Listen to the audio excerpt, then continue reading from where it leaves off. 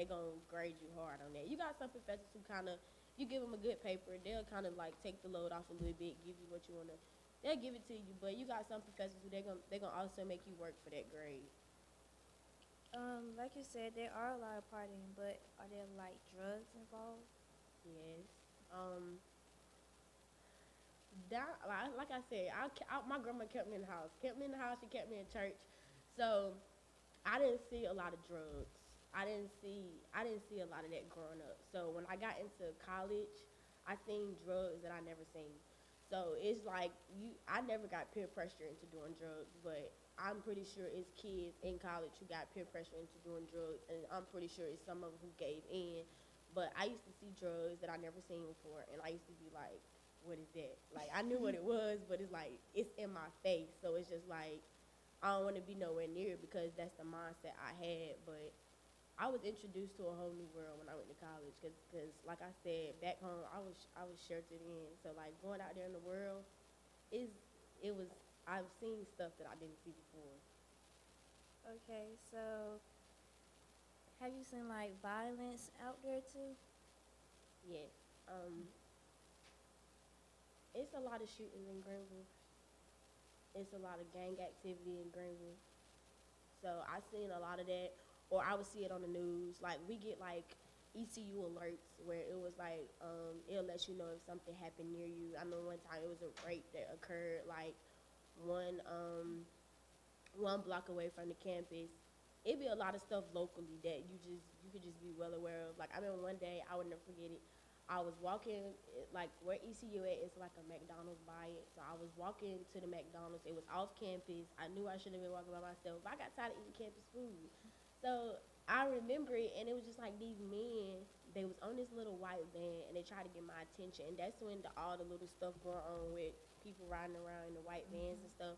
It was around that time. So like I panicked and I just took off running, and I'm just like I called my mom and I was panicking, but I really feel like they was trying to like sex traffic, and I stayed shut in my dorm for like 2 weeks because of that, because I was Oh scared to go wow. out. But Greenville, it got its good places and it got its bad places.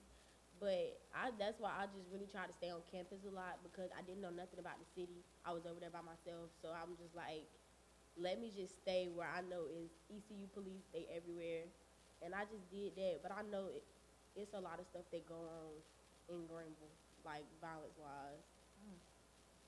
Well, you said about in high school you got peer pressure. What about in college? No, I got peer pressure to go to parties, but I maybe went to like it wasn't peer pressure. I'm like, okay, you want to go to a party? My friends want to go to. I may went to like one or two parties, but that was out of the whole 4 years. I went to two parties because that wasn't me. I'm the type you can't peer pressure me, but not like I said, not everybody is like that. So peer pressure is real, but me, I have a mind to where if I don't want to do it, I'm not doing it. You can't talk me into doing it. It just I'm not trying to be the one that's caught in the wrong place at the wrong time. So I always been that way. So I was good with just a movie in my dorm by myself. But peer pressure, I know is real because I've seen people get peer pressure into stuff that they didn't want to do. So you gave advice to the high schooler. What advice those who may consider it in college? Um, if you don't know what you want to do, it's fine. I didn't know what I wanted to do. Like I started off in accounting.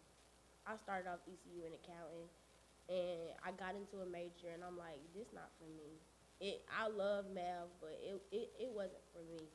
So like I did the transition of social work, and that was my sophomore year. I was already there for a whole year, so just be patient. As long as you got your grades right, you can do anything. And I say that like I procrastinate, but I would say not to procrastinate because it just adds on an extra level of stress that if you just go ahead and knock your stuff out and do your stuff how you supposed to, it'll take a lot of stress off of you. I would just take advantage of all the resources that you got that the colleges offer. I would tour as many colleges as possible as going into college because that was something I didn't do. Because I already had my mind made up that I didn't want to go far, so I chose the closest college to home. But now, like that, it's time for me to go to another college. I'm doing everything that I wanted to do, like looking into scholarships, looking into like different colleges and what they can offer me, because if you do your research, you can find colleges that really suit you the best and give you the best opportunity that they can. And that was something that I didn't do when I was in my 12th grade year. So, you probably said it early, but again, what is your plans for your future? So right now, like I said, I graduate from my with my bachelor's of social work in May. I'm taking a year off because it's just. But I'm going back. I want to go to Central so we could get my master's of social work next year. And after that, I want to become a licensed clinical social worker, which is going to take me an additional 2 years, because my goal is to be a travel medical social worker. So that is my goal. That's my occupation that I want to do. But in the meantime, while I'm getting my credentials, like right now I'm interning as a school social worker, so I'm not opposed to that, being a school social worker. But in this social worker, it's a lot of different ways you could take it and twist it. So whatever God planned for me, I'm just gonna take it and I'm gonna go with it, because at the end of the day, the social worker is really just about helping people. So long as I'm doing that, like I've always found myself helping my grandma or helping my family. Like, so long as I'm doing that, I'm happy with what I'm doing. So I really want to be a travel medical social worker. I'm gonna do everything I can to become a travel medical social worker, and that's my goal. Okay, so why did you choose that field? I chose the field because Bertie is poverty. I grew up in poverty. My mother was a single mother. She had 3 kids. So I seen my mama struggle, and I want to help people like my mother. I want to help people in communities where it's not a lot of resources. Or I grew up in a town where we didn't even have a gym. They took our park away. So I want to be able to give resources to kids who may not have them, or who sometimes they may not even have a family to support them. So I just want to be able to help in any way I can, and that's why I chose to field of social work. Okay, so finally you are a member at Chronic Canary and you have been away. It is an opportunity to worship while away at college. I didn't. I didn't. The only time I really came was when I came back home, because I don't like new environments. I honestly don't. So I tried to, like, I remember one day I went to like this Bible study with my a girl from my ECU, but I didn't like it. I mean, it was okay, but I didn't feel like home. So I know it's like when I move away and stuff, I'm not gonna always have home, but I just have to get out of that shell of not change. Like, I grew up here. Like, my grandma had me here every Sunday, so I'm used to that. I haven't took that step to go somewhere else yet. Well, that's it. Questions I have for her is, and there any questions from the audience?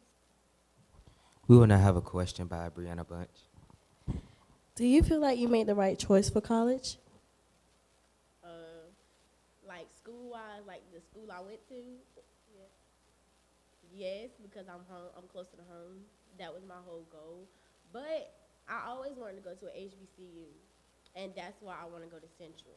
So because I don't know how to say this without being kind of, but like when I go to class, I'm one of the only few black kids. So I'm not. That don't bother me, but it's like they don't understand where we come from.